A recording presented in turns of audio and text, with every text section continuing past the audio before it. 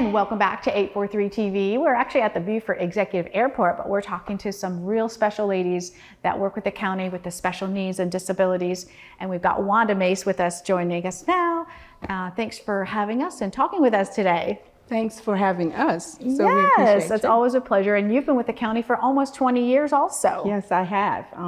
I started out as a residential director and worked through the system and was promoted to deputy director, and a part of my responsibility in that role is to be directly responsible for residential and for the quality assurance, which licenses the homes to make sure we're in compliance. Okay, so let's talk a little bit more about that and your role and how you keep up with those regulations and compliance. I'm sure that's quite a job. It is. So if you have any knowledge of government systems, it's ever changing. Yes. So it requires that we remain competent as far as the standards and that we implement those standards. And we have scheduled oversights, and some of our oversight is just whenever they feel like coming to check.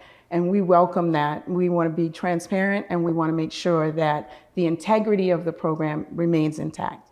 Yes, that's vital to that, of course. So talk about the standards and regulations. What are some of those? Like, give us an example of what you're looking for and how you go about that. Absolutely.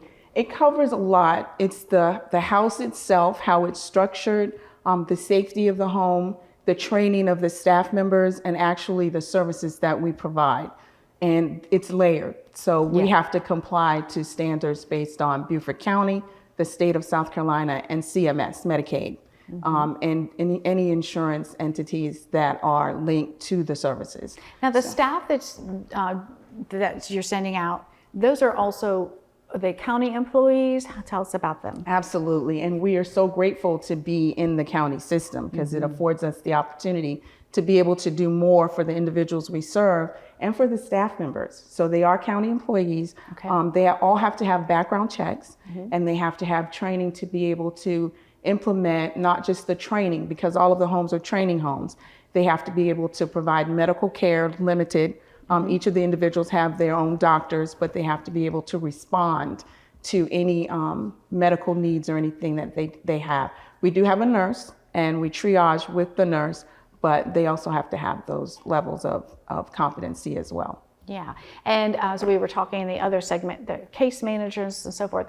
In a sense, it's important, and they're developing relationships with who they're working with, which is really important and key for care, right? Absolutely, absolutely. Yeah. And the services provided in residential, it's important that they have a relationship with the staff members and establish some rapport. For some of them, we're like their families. Some of them don't have anyone else that they link to. Families may exist, but some of them don't remain in contact with their loved ones. So we have to be able to have clear boundaries, but also support them in a way that they feel like they're being cared for and supported. So. And I know that's so helpful for those who do have caregivers, that this is important to know that they can trust who's coming to help. Absolutely. And I've had that personal experience with our family members at their elderly age. So you're serving, again, the spectrum of age range. Talk about that. Yes, so in the residential homes, they're adults. And the situations that lead them to coming to us for services is that their families are no longer able to meet their needs. Either medical, or we have some individuals that have behavioral challenges. And when it becomes overwhelming for the family members, then they look to us. They have to have a waiver, which is what Cherie discussed, and they have to be in a critical circumstance, which means their life would change drastically if they were not able to get the support that they needed in the residential homes. And that could be, again, medical, behavioral, just some disruption to the home and to them where they're in a critical situation, and they're placed from a list that's called a critical list, which is maintained by South Carolina DDSN. Beaufort's been very generous. We've developed homes since I've started here. We've grown. We have 44 homes that are owned by Beaufort County.